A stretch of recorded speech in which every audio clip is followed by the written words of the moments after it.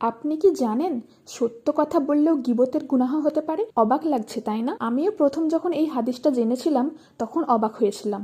আমরা অনেকেই মনে করি আমি তো মিথ্যা বলিনি, সত্য কথা বললে সমস্যা কি? কিন্তু এখানেই আমরা অনেক সময় ভুল করি।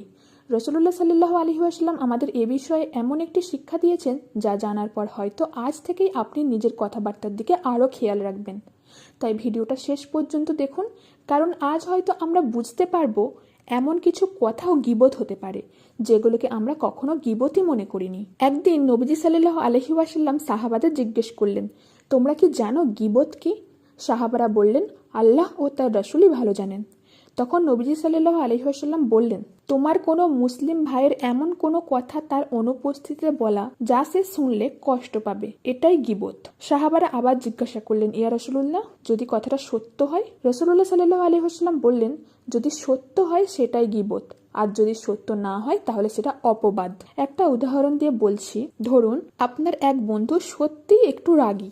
আপনি আরেকজনকে বললেন ও খুব রাগী মানুষ। কথাটা হয়তো সত্য, কিন্তু যদি সে এই কথা শুনে কষ্ট পায় তাহলেই সেটা গীবত। দেখলেন, সমস্যা সত্য মিথ্যাই নয়, সমস্যা হলো আমরা তার অনুপস্থিতিতে এমন কথা বলছি যা তাকে কষ্ট দেবে। তাই ইসলাম শুধু মিথ্যা বলা নিষেধ করেননি, মানুষের সম্মান রক্ষা করতেও শিক্ষা দিয়েছে।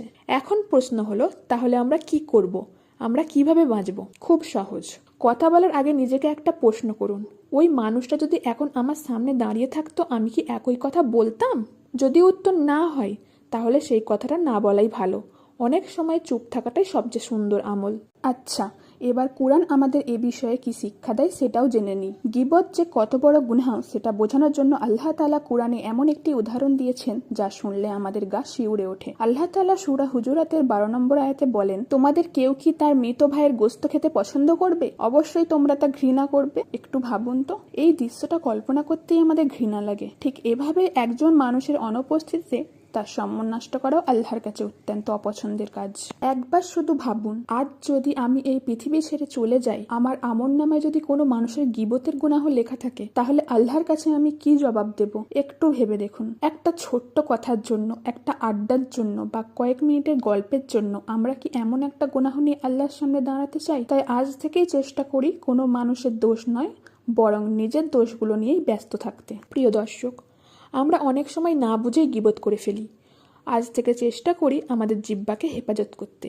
হয় ভালো কথা বলবো, না হয় চুপ থাকবো। আল্লাহ তাআলা আমাদের সবাইকে গীবতের মতো গুনাহ থেকে হেফাজত করুন, আমিন। ভিডিওটি যদি উপকারী মনে হয় তাহলে শেয়ার করুন, আর সহজ ভাষায় ইসলামিক ভিডিও পেতে ইন্সপিরেশন অফ ইসলামিক দিন চ্যানেলটি সাবস্ক্রাইব করুন।